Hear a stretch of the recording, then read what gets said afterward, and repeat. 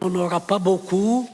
Il vaut mieux payer un prix léger en agissant rapidement sur l'inflation à travers le relèvement du taux directeur plutôt que d'attendre de la voir se généraliser et durer dans le temps. C'est l'avertissement lancé ce mardi par le wali de la Banque centrale pour justifier la hausse du taux directeur. Ce dernier est passé de 1,5% à 2%. La croissance, donc, et la croissance, pour prévenir tout désancrage, des anticipations d'inflation, et assurer les conditions d'un retour rapide à des niveaux en ligne avec l'objectif de stabilité des prix, le Conseil a décidé de relever le taux directeur de 50 points de base à 2%, tout en continuant à suivre de près la conjoncture économique au niveau national et international, et en particulier l'évolution des pressions inflationnistes.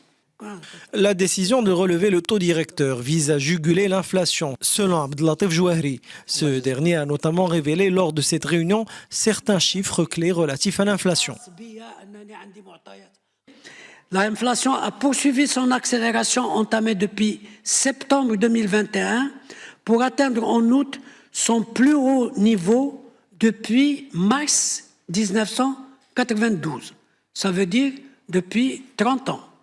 Et s'est établi à 7,7 en juillet, à 8 en août, portant sa moyenne à 5,8 sur les 8 premiers mois de l'année.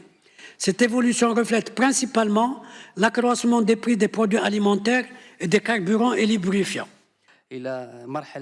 Autre indicateur clé, celui de la fluctuation de la devise nationale, le dirham. Cette dernière s'est dépréciée de 3,5% sur les derniers mois, d'après le gouverneur de la Banque centrale, la résultante d'une accélération des importations.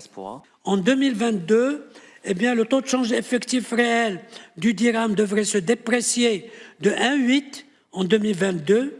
Il est le résultat principalement d'une baisse de la valeur de la monnaie nationale en termes nominaux, en lien avec la forte appréciation du dollar vis-à-vis de l'euro, induite notamment par la divergence des rythmes de resserrement des politiques monétaires des deux banques centrales Fed et BCE, et aussi des niveaux d'inflation domestique inférieurs à celui des pays partenaires et concurrents. Concernant les prévisions de croissance de l'économie nationale, la Banque centrale table sur un ralentissement à 0,8% en 2022. Une reprise devrait être amorcée à partir de 2023 avec une croissance attendue à 3,6%. Autre bonne nouvelle, de nouvelles négociations sont en cours avec le FMI pour sortir le Maroc de la liste grise du blanchiment de capitaux dès le 19 octobre prochain. Et c'est concret.